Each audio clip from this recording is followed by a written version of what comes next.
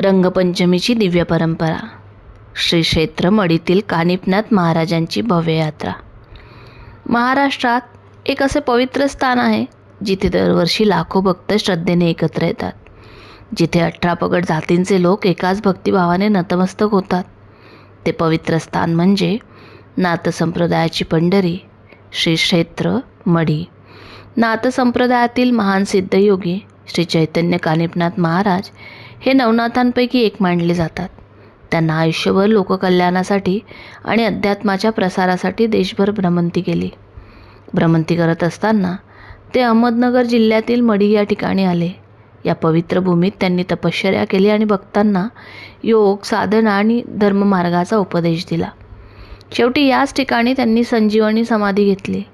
भक्तांच्या श्रद्धेनुसार फाल्गुन वद्य पंचमी म्हणजे रंगपंचमीच्या दिवशी त्यांच्या कृपेचे विशेष दर्शन भक्तांना मिळते.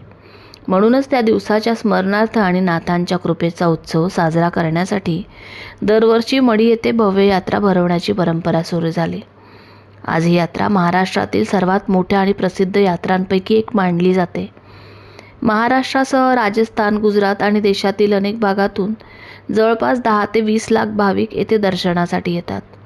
मढीला 18 पगड जातीचे पंढरपूर असेही म्हटले जाते, कारण येथे विविध समाजातील लोक एकत्र येतात आणि परंपरेनुसार अनेक सामाजिक वादांचे न्यायनिवाडेही येथे केले जातात.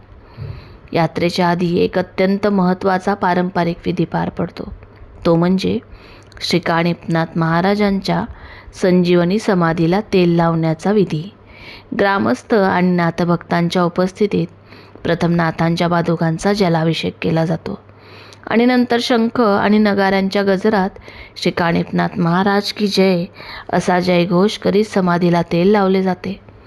या विधीनंतर गुढीपाडव्यापर्यंत मढी आणि निवडुंगे या गावांमध्ये अनेक व्रतबंधने पाळली जातात.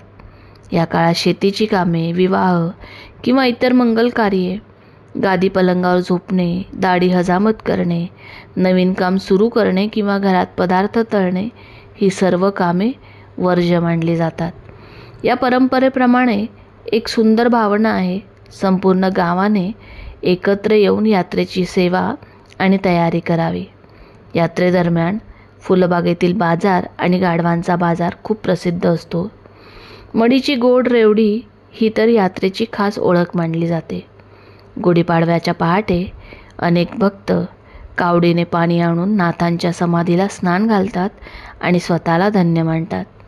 होळीपासून गुढीपाडव्यापर्यंत चालणारी ही 15 दिवसांची भव्य यात्रा श्रद्धा, परंपरा आणि सामाजिक एकतेचा सुंदर उत्सव आहे.